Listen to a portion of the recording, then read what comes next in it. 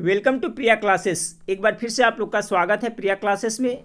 आज 10वीं कक्षा रसायन का जो चैप्टर है फ्रेंड्स, अम्ल भस्म और क्षार, इसका पार्ट 2 लेकर के आए हैं। इसके पहले पार्ट 1 अपलोड कर दिए फ्रेंड्स, जिसमें हम लोग ने 25 महत्वपूर्ण सवाल को देखे थे। इसमें टोटल आज हम अम्ल भस्म क्षार से 20 इंपॉर्टेंट ऑब्जेक्टिव क्वेश्चंस को देखेंगे। अगर इस बार आप मैट्रिक एग्जाम देने वाले हैं फ्रेंड्स, तो एक भी प्रश्न को स्किप न करें। सभी प्रश्न है जो बहुत ही महत्वपूर्ण है और एग्जाम में आने की पूरी संभावना है, इसलिए सभी को अभी से याद करते चले। चैनल पर पहली बार आए फ्रेंड्स, तो चैनल को सब्सक्राइब कर बेल आइकन को जरूर दबाएं ताकि महत्वपूर्ण वीडियो का नोटिफिकेशन आपको समय से मिलता रहे। तो चलिए फ्रेंड्स, इस वीडियो का पहला प्रश्न देखते हैं। सिरका में कौन सा अम्ल पाया जाता है?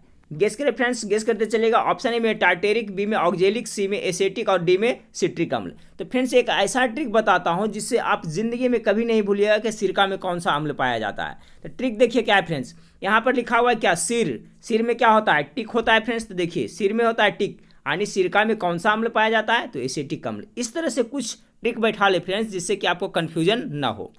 अक्सर विद्यार्थी इसमें कंफ्यूज करते हैं फ्रेंड्स कि सिरका में कौन सा, तो ऑक्जेलिक या एसेटिक। तो अब आपको कंफ्यूजन जिंदगी में कभी नहीं होगा। सिरका में कौन सा अम्ल पाया जाता है, तो सिर में क्या होता है फ्रेंड्स, टिक याद रखेगा, यानी एसेटिक। तो सिरका में एसेटिक अम्ल पाया जाता है। सवाल नंबर 1 का जो राइट आंसर हो जाएगा ऑप्शन नंबर सी। सवाल नंबर 2 है फ्रेंड्स, टार्टेरिक अम्ल इनमें से किसमें पाया जाता है? इसका भी ट्रिक बता देता हूं फ्रेंड्स, याद रखिएगा। इमली और अंगूर में टार्टेरिक अम्ल पाया जाता है। तो किस तरह से याद रखिएगा कि कोई अगर ज़्यादा बोल रहा है, टटर कर रहा है फ्रेंड्स, तो कहना है कि इमली और अंगूर खा करके ज़्यादा टटर मत करो। ये सेंटेंस याद रखें, अब जिंदगी में आप कभी नहीं भूलिएगा। कोई भी पूछेगा कि इमली और अंगूर में क्या पाया जाता है, तो याद सेंटेंस क्या रखिएगा फ्रेंड्स, कि इमली और अंगूर खा के ज़्यादा टटर न करो। ठीक है, अर्थात इमली और अंगूर में टार्टेरिक एसिड पाया जाता है, तो ये याद रखें। तो चलिए सवाल नंबर 2 है, देखिए टार्टेरिक अम्ल इनमें से किसमें पाया जाता है? तभी बताए थे फ्रेंड्स क्या क्या। तो इसका राइट आंसर हो जाएगा ऑप्शन नंबर डी, इमली में। ठीक है, इमली और अंगूर में टार्टेरिक एसिड पाया जाता है। इस तरह से याद रखिए। तो सवाल नंबर 2 का right answer option number D हो जाएगा। चलिए अगला सवाल देखिए फ्रेंड्स, अंगूर में कौन सा अम्ल पाया जाता है? अभी मैंने बताया था फ्रेंड्स, अंगूर और इमली खाकर टटर नहीं करना है। तो सवाल नंबर 3 का राइट आंसर हो जाएगा ऑप्शन नंबर डी, अर्थात अंगूर में कौन सा अम्ल पाया जाता है, तो टार्टेरिक अम्ल पाया जाता है। सवाल नंबर 4 देखिए कि सेब में कौन सा अम्ल पाया जाता है। इसका भी ऐसा ट्रिक बताऊंगा फ्रेंड्स कि जिंदगी में आप कभी नहीं कंफ्यूज होइएगा। तो सेब में कौन सा अम्ल पाया जाता है, तो इसका जो राइट आंसर हो जाएगा फ्रेंड्स ऑप्शन नंबर सी हो जाएगा, मैलिक एसिड पाया जाता है। कौन सा, मैलिक एसिड। आपको याद रखना है क्या फ्रेंड्स, शोएब मलिक का नाम याद रखना है, जो सानिया मिर्जा के हस्बैंड है शोएब मलिक। तो इस तरह से याद रहेगा फ्रेंड्स, शोएब मलिक यानी सेब में मलिक, शोएब मलिक यानी सेब में मौलिक एसिड पाया जाता है। इस तरह से आप कभी नहीं भूलिएगा। अगर आपसे कोई पूछ दे कि सेब में कौन सा एसिड पाया जाता है, कौन सा अम्ल पाया जाता है, तो आपको क्या याद करना है, शोएब मलिक यानी शोएब, स से सेब हो गया, और शोएब मलिक यानी मौलिक एसिड पाया जाता है। तो इस तरह से याद रखिए, सेब में कौन सा एसिड पाया जाता है, तो मैलिक एसिड पाया जाता है। सवाल नंबर 4 का right answer option number C हो जाएगा। चलिए सवाल नंबर 5 को देखें कि लैक्टिक अम्ल का प्राकृतिक स्रोत है। तो लैक्टिक अम्ल किसमें पाया जाता है? ऑप्शन ए में दही, बी में इमली, सी में सिरका और डी में टमाटर। देखिए फ्रेंड्स, आप छाट भी सकते हैं। इमली में तो क्या पाया जाता है, टार्टेरिक पाया जाता है। सिरका में क्या पाया जाता है, एसिटिक पाया जाता है। टमाटर में क्या पाया जाता है, ऑक्जेलिक पाया जाता है। तो बच गया कौन, दही, यानी लैक्टिक अम्ल किसमें पाया जाता है, तो दही में, दूध और दही में लैक्टिक अम्ल पाया जाता है। सवाल नंबर 5 का right answer option number A हो जाएगा। ठीक है फ्रेंड्स, इस तरह से अभी देखिए 2-4 ट्रिक्स याद रखिएगा फ्रेंड्स, तो ऑप्शन से आप सही आंसर छाट लीजिएगा। जैसे इस तरह, जैसे इसमें हम लोग ने अभी छाटा, इमली में टार्टेरिक, सिरका में एसिटिक, टमाटर में ऑक्जेलिक, तो लैक्टिक किस में बच गया, तो आपका दही में। ठीक है, इस तरह से याद रखें। सवाल नंबर 6 को देखें कि निम्न में से किस में ऑक्जेलिक अम्ल पाया जाता है। इसमें भी आप आराम से छाट सकते हैं फ्रेंड्स। इमली में क्या पाया जाता है, टार्टेरिक। इमली अंगूर अभी बताया था, अंगूर में भी टार्टेरिक। टमाटर में क्या हो जाएगा, तो इसका राइट आंसर हो जाएगा फ्रेंड्स ऑप्शन नंबर सी, टमाटर में ऑक्जेलिक एसिड पाया जाता है। संतरा में कौन सा पाया जाता है, तो सिट्रिक एसिड पाया जाता है। ठीक है, इस तरह से छाटे। तो देखिए इमली अंगूर तो पहले क्लियर हो गया फ्रेंड्स, इसमें टार्टेरिक पाया जाता है, क्योंकि इमली और अंगूर खा करके ज़्यादा टट्टर नहीं करना है। तो आपको याद हो गया, बच गया था कि 2 ऑप्शन। तो इसका जो राइट आंसर हो जाएगा ऑप्शन नंबर सी, टमाटर में ऑक्जेलिक एसिड पाया जाता है। ठीक है, और संतरा में क्या पाया जाता है, तो सिट्रिक अम्ल पाया जाता है। चलिए अगला सवाल देखते हैं कि चींटी के डंक में कौन सा अम्ल पाया जाता है। तो चींटी के जो डंक में पाया जाता है फ्रेंड्स, गेस करें। ऑप्शन ए में है नाइट्रिक अम्ल, बी में सल्फ्यूरिक अम्ल, सी में फॉर्मिक अम्ल और डी में सिट्रिक अम्ल। तो देखिए इसका जो राइट आंसर हो जाएगा फ्रेंड्स ऑप्शन नंबर सी, जो चींटी के डंक होते हैं उसमें क्या पाया जाता है, तो फॉर्मिक अम्ल पाया जाता है फ्रेंड्स, जिससे चींटी जब काटती है तो हम लोग को थोड़ा क्या होता है, दर्द का एहसास होता है। ठीक है, तो चींटी में फॉर्मिक अम्ल पाया जाता है। ऑप्शन नंबर सी इसका बिल्कुल राइट आंसर हो जाएगा।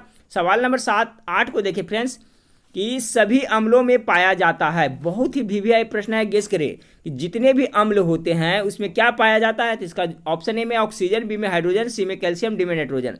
तो इसका जो राइट आंसर हो जाएगा ऑप्शन नंबर बी हो जाएगा, हाइड्रोजन।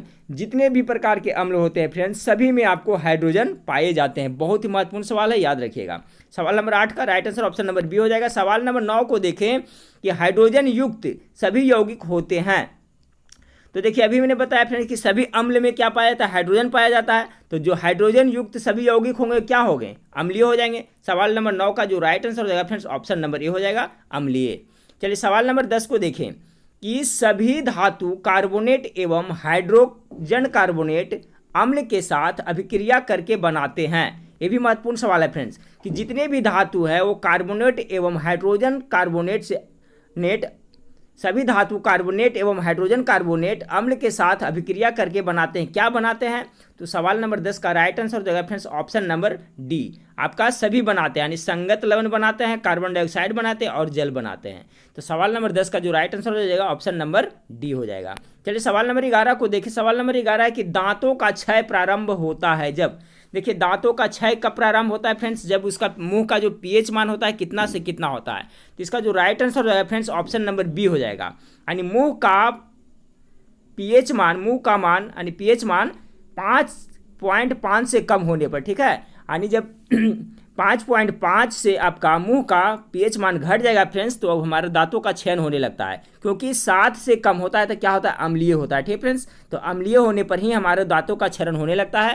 तो इस तरह से अगर सवाल पूछा जाए तो इसका राइट आंसर क्या हो जाएगा फ्रेंड्स, ऑप्शन नंबर बी हो जाएगा कि दांतों का क्षय प्रारंभ कब होता है, तो मुंह का मान जो पीएच मान है वो 5.5 से कम होने लगता है। ध्यान रखिएगा, कम होने पर। तो ऑप्शन नंबर 20 का बिल्कुल राइट आंसर हो जाएगा। सवाल नंबर 12 को देखें कि हमारे पेट से कौन सा अम्ल उत्पन्न होता है। ये भी वीवीआई प्रश्न है फ्रेंड्स, गेस करिए। ऑप्शन ए में ऑक्जेलिक अम्ल, बी में सिट्रिक अम्ल, सी में हाइड्रोक्लोरिक अम्ल और डी में टार्टेरिक अम्ल। तो जो हमारे पेट में है फ्रेंड्स वो क्या होता है, हाइड्रोक्लोरिक अम्ल निकलता है। ऑप्शन नंबर सी इसका बिल्कुल राइट आंसर हो जाएगा, 8 से हो जाएगा, ठीक है फ्रेंड्स। याद रखिएगा हाइड्रोक्लोरिक अम्ल का जो अनुसूत्र होता है क्या होता है, HCl होता है, याद रखिएगा। तो हमारे पेट में कौन सा अम्ल उत्पन्न होता है, तो हाइड्रोक्लोरिक अम्ल उत्पन्न होता है, अर्थात HCl उत्पन्न होता है। सवाल नंबर 13 को देखें, धोने का सोडा का रासायनिक नाम क्या है, ठीक है फ्रेंड्स। तो कल हमने बताया था खाने वाला सोडा जिसे बेकिंग सोडा कहते हैं, तो उसका नाम बताए थे फ्रेंड्स। आज प्रश्न है आपका, धोने का सोडा का रासायनिक नाम क्या है। तो धोने का सोडा का रासायनिक नाम है ऑप्शन नंबर बी, यानी सोडियम कार्बोनेट हो जाएगा, ठीक है फ्रेंड्स। ऑप्शन नंबर 20 का बिल्कुल राइट आंसर हो जाएगा। और जो खाने वाला सोडा है उसका रासायनिक नाम क्या है फ्रेंड्स, तो उसका नाम हो गया आपको सोडियम बाइकार्बोनेट। खाने वाला जो सोडा है उसको बाइकार्बोनेट कहेंगे और जो धोने वाला सोडा है उसे क्या कहेंगे, सोडियम कार्बोनेट कहेंगे। तो सवाल नंबर 13 का right answer option number B हो जाएगा। सवाल नंबर 14 को देखें कि निम्नलिखित किस लवण में रवा जल नहीं रहता है। कौन सा लवण है इसमें फ्रेंड्स जिसमें रवा जल नहीं होता है। ऑप्शन दिया हुआ है, ए में है नीलाथोथा, बी में बेकिंग सोडा, सी में जिप्सम और डी में धोने वाला सोडा। तो गेस करिए इसका राइट आंसर क्या होगा। इसका जो राइट आंसर हो जाएगा ऑप्शन नंबर बी हो जाएगा कि बेकिंग सोडा में, ठीक है फ्रेंड्स। यानी किस लवण में रवा जल नहीं रहता है, तो बेकिंग सोडा में रवा जल नहीं होता है। सवाल नंबर 14 का right answer option number B हो जाएगा। चलिए सवाल नंबर 15 को देखते हैं। सवाल नंबर 15 आपका है कि सोडियम सल्फेट का जलीय विलयन होता है। जो सोडियम सल्फेट होता है उसका जलीय विलयन कैसा होता है, उदासीन होता है, क्षारीय होता है, अम्लीय होता है या इनमें से कोई नहीं। तो सवाल नंबर 15 का जो राइट आंसर हो जाएगा ऑप्शन नंबर ए हो जाएगा, ठीक है फ्रेंड्स। कैसा होता है, उदासीन होता है। सोडियम सल्फेट का जलीय विलयन उदासीन होता है। चलिए सवाल नंबर 16 को देखें कि बेकिंग पाउडर का एक अभियान सोडियम बाइकार्बोनेट है, इसका दूसरा अवयव है, ठीक है फ्रेंड्स। यहाँ पर देखिए टाइपिंग में मिस्टेक हुआ है कि बेकिंग पाउडर का एक अवयव, यहाँ पर भी क्या लिखाएगा फ्रेंड्स, अवयव होगा, अवयव, ठीक है। यानी कहने का मतलब जो बेकिंग पाउडर है, जो खाने वाला सोडा है, उसका एक अवयव है जो सोडियम कार्बोनेट है और इसका दूसरा अवयव क्या होगा, इसका दूसरा अवयव क्या होगा। यहाँ टाइपिंग में थोड़ा मिस्टेक हुआ है।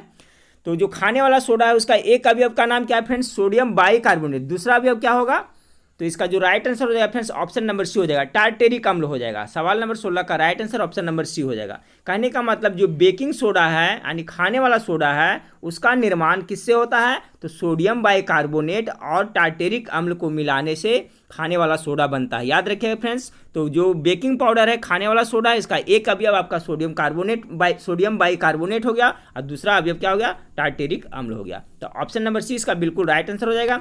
चलिए सवाल नंबर 17 को देखें। किसी बिलियन, ठीक है, किसी बिलियन का पीएच मान 5 है तो विलियन होगा, यानी कोई भी विलियन है तो अगर उसका पीएच मान 5 है तो क्या होगा, अम्लीय होगा, क्षारीय होगा, उदासीन होगा, या इनमें से कोई नहीं होगा। तो कल मैंने बताया था फ्रेंड्स पीएच स्केल के बारे में। पीएच स्केल का खोज किसने किया था, सोरेनसन ने किया था, कल मैंने बताया था। तो इसमें टोटल 14 सूचक होते हैं, ठीक फ्रेंड्स। तो 14 सूचक होते हैं, तो 7 से कम होते हैं वो क्या होते हैं, वो अम्लीय होते हैं, और 7 से जो अधिक होते हैं फ्रेंड्स वो क्या होता है, क्षारीय होते हैं। ठीक है, यहाँ पूछा जा रहा है आपको कि किसी बिलियन का पीएच मान कितना है, 5 है, तो 5 है जो कितना है फ्रेंड्स, 7 से कम है, तो इसका क्या हो जाएगा, अम्लीय हो जाएगा। ऑप्शन नंबर ए इसका बिल्कुल राइट आंसर हो जाएगा। सवाल नंबर 18 को देखिए कि निम्नलिखित में से किसकी प्रकृति अम्लीय है, बहुत ही इंपॉर्टेंट सवाल है। तो देखिए मानव रक्त है, चूना जल है, एंटासिड है और लाइम जूस है। तो देखिए मानव रक्त का जो पीएच मान होता है 7 से अधिक होता है फ्रेंड्स, 7.4 होता है, तो इसका हो गया क्षारीय। चूना जल भी है 7 से अधिक होता है, ये भी क्षारीय। एंटासिड ये भी हो गया जो क्षारीय। यहाँ लाइम जूस फ्रेंड्स हो जाएगा, इसका राइट आंसर हो जाएगा क्या, लाइम जूस। निम्नलिखित में से किसकी प्रकृति अम्लीय है, तो लाइम जूस की जो प्रकृति है अम्लीय है। चूंकि लाइम मतलब क्या होता है फ्रेंड, लाइम जूस यानी लेमन जूस, नींबू का जूस। तो नींबू का पीएच मान कल मैंने बताया था फ्रेंड्स कितना होता है, 2.5 होता है। ठीक है, जो 7 से कम है और ये क्या है, अम्लीय है। 7 से कम जिसका पीएच मान रहेगा वो क्या हो जाता है, अम्लीय हो जाता है। तो देखिए इस तरह से भी सवाल पूछा जाएगा कि निम्नलिखित में से किसकी प्रकृति अम्लीय है, तो लाइम जूस की प्रकृति अम्लीय है, क्योंकि लाइम जूस का पीएच मान 7 से कम होता है। सवाल नंबर 19 को देखें कि शुद्ध जल विद्युत का, बहुत ही इंपॉर्टेंट सवाल है, शुद्ध जल में विद्युत का संचालन होगा या नहीं होगा, ये पूछा जा रहा है फ्रेंड्स। तो इसका जो राइट आंसर हो जाएगा ऑप्शन नंबर बी हो जाएगा। जो प्योर शुद्ध जल रहेगा उसमें विद्युत का संचालन नहीं होता है, ठीक है, और क्योंकि वो उदासीन होता है। शुद्ध जल का पीएच मान कितना होता है, 7 होता है। तो याद रखिएगा कि जो शुद्ध जल है उसमें विद्युत का संचालन नहीं होता है। ऑप्शन नंबर 20 का बिल्कुल राइट आंसर हो जाएगा। चलिए इस वीडियो का लास्ट सवाल को देखते हैं कि निम्नांकित में से किस अवस्था में एसिटिक अम्ल विद्युत का संचालन करता है।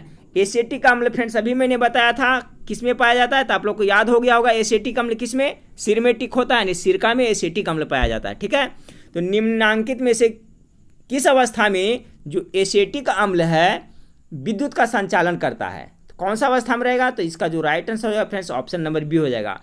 जो एसिटिक अम्ल है वो जलीय विलयन में रहेगा तो उसमें विद्युत का संचालन होगा। तो सवाल नंबर 20 का राइट आंसर हो जाएगा ऑप्शन नंबर बी। ठीक है फ्रेंड्स, तो इसी तरह से मैं कंटिन्यू फ्रेंड्स अभी सभी विषयों का चैप्टर बाय चैप्टर ऑब्जेक्टिव प्रश्न प्रोवाइड करा रहा हूँ फ्रेंड्स। इसके बाद तुरंत सब्जेक्टिव प्रश्न शुरू करूँगा, और अब आपको फ्रेंड्स अंग्रेजी का भी